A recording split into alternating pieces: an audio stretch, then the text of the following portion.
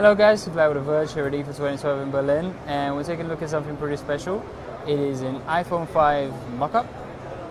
Here we have an iPhone 4S for a size comparison. As you can see, this looks very much like all the leaks that have come out previously. You've got a two-tone back cover here, and flipping it around to the front, you've got what looks to match the 4-inch leaks and rumors that we have heard of the iPhone's display going vertically higher. So this is the original iPhone 4S, and this is how big or how tall the new iPhone display would be, assuming that this mock-up is actually legitimate. We have gotten a hold of this from one of the case manufacturers here at IFA in Berlin, which has chosen to remain nameless in order not to upset a certain company.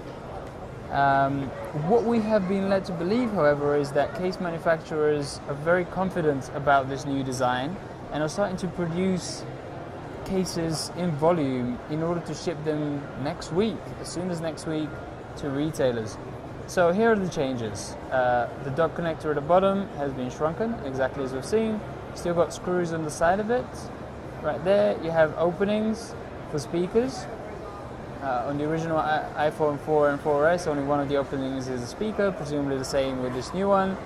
And you have the headphone port, which is usually on the top on the older design, but is now here at the bottom. Flipping this iPhone 5 mock-up to the top, now you only really have a power/lock button, nothing else on the top.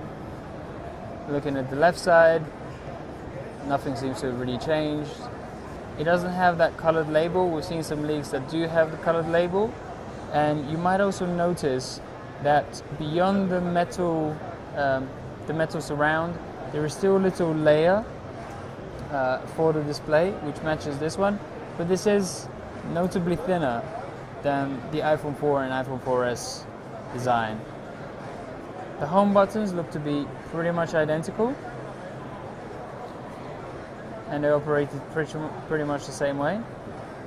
One of the notable omissions from this iPhone 5 mock-up is that you don't have the little dot for opening up what we presume is a micro SIM slot tray.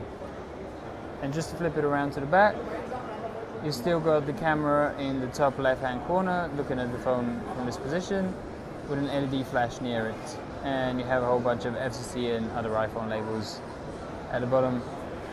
Notably, the iPhone font doesn't seem to match Apple styling, but again, this is just a mock-up. And coming around to the front, perhaps the biggest change is the move of the front-facing camera from the side of the earpiece to the top. So that's really it. It really seems to look exactly as all the leaks have suggested that it would look. The iPhone 5, it is thinner, it is taller than the iPhone 4 and 4S. And we'll really just have to wait to see how the software works, how much of a difference that makes in day-to-day use. So that's it. A quick glimpse at an iPhone 5 mock-up here at IFA 2012 in Berlin.